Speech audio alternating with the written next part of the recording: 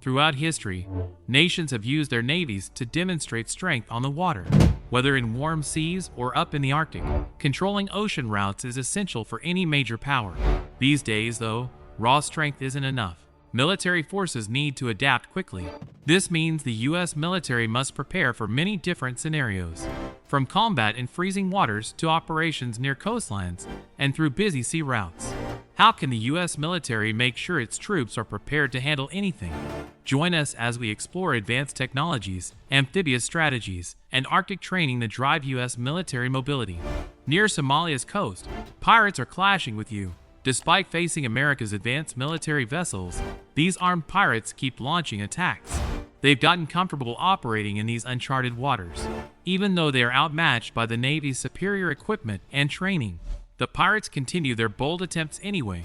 No matter how advanced the Navy's ships are, they still have to deal with tiny, fast-moving skiffs full of armed raiders getting way too close for comfort. The pirates, with nothing to lose, are counting on that moment of shock to give them an edge, even against a military Goliath. So what's the answer? Beating erratic pirates takes more than raw strength. The Navy also has to be quick and smart to take control of a crazy situation. Somalia's problem started in the 1990s, when its government fell apart. With no one in charge, the country became unstable. Foreign ships took advantage by fishing illegally in Somali waters and dumping waste there. This left many local fishermen without a way to earn money. Some of these fishermen then turned to piracy to survive. At first, they went after small ships passing by to make quick money. As they got bolder, they started targeting bigger ships, even ones with security. These weren't your storybook pirates with parrots and eye patches. They were organized and smart. They had lookouts watching for ships and planned their attacks carefully. Before long, ship captains everywhere were taking the long way around just to avoid them. The pirates had it down to a science. They would use small, fast boats to sneak up on huge ships. Their spies would tell them just where to hit and when.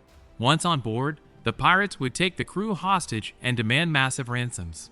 The pirates were driven by a desperate need for money, but they were also master planners. They knew how to pick their targets and play the odds. Even against ships with armed guards, they would find ways to get the upper hand. So, it was not just reckless attacks, there was a method to the madness. The pirates made ships start traveling in convoys and hiring more security, but there was only so much the ships could do. In the end, they were still vulnerable to pirates, who were willing to do anything for a score. In 2009, Somali pirates attacked a United States cargo ship called the Maersk Alabama. It was the first time in 200 years that pirates had gone after an American ship. The crew fought back hard. The captain, Richard Phillips, gave himself up as a hostage to protect his crew. The hijacking made headlines around the world. The United States Navy sent in a warship called the USS Banbridge. They also sent in their Top Gun Navy SEAL snipers.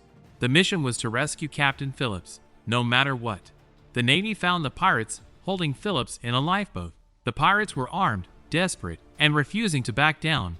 But the SEALs were ready. When they saw their chance, the snipers took their shots. In seconds, it was over. 3 pirates were dead, and Captain Phillips was safe. Against a small army of elite American fighters, the pirate gang never really had a chance. The rescue sent a clear message. The United States would go all out to protect its ships and crews. No matter how daring the pirates were, they could not beat the most powerful navy on Earth. From that point on, pirates knew they were picking a fight with a superpower. If they messed with American ships, they would face serious consequences. A Navy officer who fought pirates once said something interesting. He noted that the Navy doesn't just start shooting right away, and that actually made the pirates bolder. They figured they could usually get a ransom or a deal before the Navy got tough. Basically, the pirates were betting on the Navy holding back. They knew the Navy had the power to blow them out of the water, but they gambled that the Navy would negotiate first and shoot later. Somali pirates are bold, but they are totally outmatched against United States warships. Ships like the USS Howard and USS Banbridge are tricked out with high-tech gear. They have radar and sonar to spot pirates from miles away. Their weapons are super accurate, and their crews train non-stop to handle worst-case situations. For the pirates, every attack is a huge gamble. If they are lucky, they could score a big payday, but if they mess with the wrong ship, it could be game over. Picture a tiny speedboat full of guys with AK-47s. Now imagine them trying to take on a billion-dollar destroyer armed to the teeth. The pirates have guts, no doubt, but guts only take you so far against guided missiles and elite sailors. As Somali piracy got worse, the United States Navy took the lead in fighting back. But they did not just start blasting away at the pirates. Instead, the Navy focused on ways to stop attacks without anyone getting hurt. The Navy knows it could easily sink the pirates' boats, but that would put hostages, and even the pirates themselves, at risk. So the goal is to shut down attacks while keeping everyone safe. The Navy uses things like sound cannons that blast the pirates with noise. They shoot special nets to tangle up the pirates' boats so they can't move. When they have to, the Navy sends special forces teams to board the hijacked ships and take control. Here are some of the Navy's favorite pirate-stopping gadgets. The EL-80. This beautiful technology blasts loud sound waves at the pirates. The noise is so intense it drives them away without actually hurting them. The water cannon. This superb water gun is used to create a wall of water between their ship and the pirates. The blast usually floods the pirates' boats and makes them sink. Another interesting piece of weaponry is the stun grenades. These are special grenades that don't cause real damage when they go off. They make a bright flash and a loud bang, stunning and destabilizing the pirates for a minute, allowing the Navy to move in. Other weaponry on this list includes electric barriers and stun guns. With this technology, the Navy can set up electric fences on the sides of their ships. If the pirates try to climb on board, they will be electrocuted. The stun gun shoots electricity to zap pirates from far away.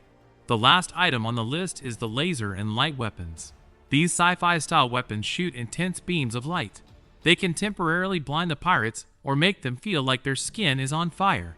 So yeah, the Navy has some wild ways to stop pirates without killing them. They're all about using high-tech gadgets to shut down attacks while keeping things as safe as possible. It's pretty crazy what they've come up with.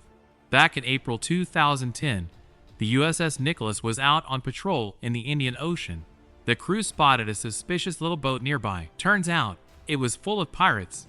These pirates had gotten audacious after pulling off some other hijackings. They figured that they could take on anyone.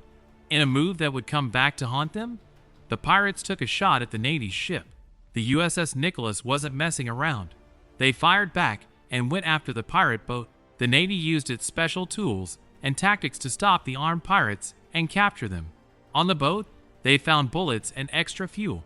This showed the pirates were ready for a long fight. So, the Navy sank their boat. They kept investigating and found 2 more pirates on a bigger ship. They got them too. The actions of the pirates have captured attention and sparked intense debates. Some people think the Navy needs to get tougher on pirates. They say that if pirates attack in international waters, the Navy should just start shooting to send a stronger message. The idea is that pirates would think twice if they knew they would get blown away immediately. If the Navy made some extreme examples out of a few pirate crews, the rest might decide it's not worth the risk anymore. The debate really comes down to deterrence. What would make the pirates back off for good? Is it measured restraint and precision? Or is it the fear that, if they mess with the wrong ship, they are guaranteed to end up dead?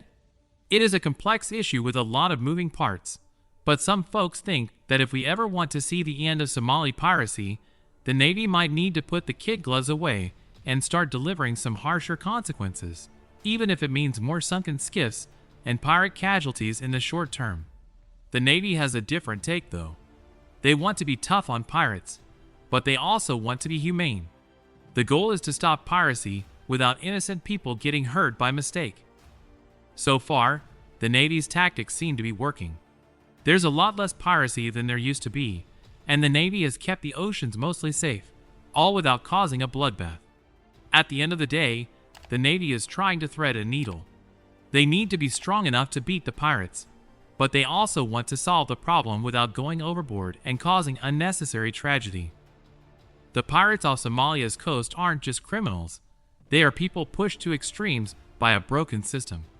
Their country has no real government. Most people live in poverty, and foreign ships have been overfishing their waters for years.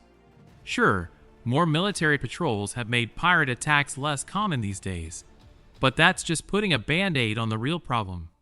The hard truth is that until Somalia gets back on its feet with a working government and ways for people to make an honest living, some will keep turning to piracy because they see no other choice.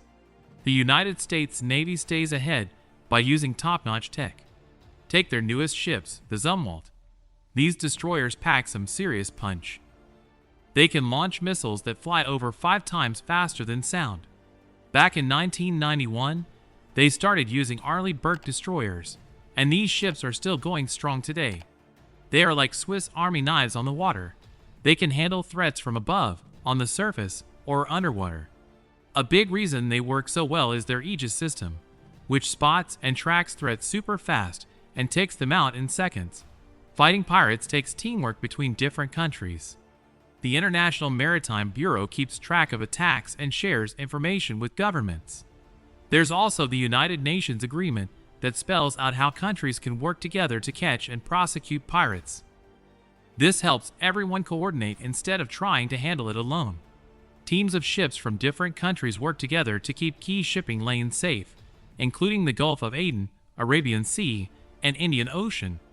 This group, called Combined Task Force 150, doesn't just fight pirates, they also stop smugglers and terrorists. The United States Navy plays a big part in this team effort. One example is the USS Howard, which has helped protect ships that pirates try to take over. Not every country has the tech and money the United States Navy has to fight pirates. So what does the United States need to do? First, they need to build better tech to stop these missiles. Second, they need to figure out how to track and hit those super-fast glide vehicles. Third, they need to get countries to work together on defense and arms control. Speaking of North Korea, their Hwasong-17 missile is a big deal that has everyone worried, especially since the United States' current defense systems might not be able to stop it. The bottom line is, the game is changing. The United States' old ways of stopping missiles might not cut it anymore. They need new solutions. The Hwasong-17 is giving missile defense teams a real headache. The United States' main defense system, called GMD, has 44 interceptor missiles split between Alaska and California. But there's a catch. It's not as strong as it sounds. Here's why.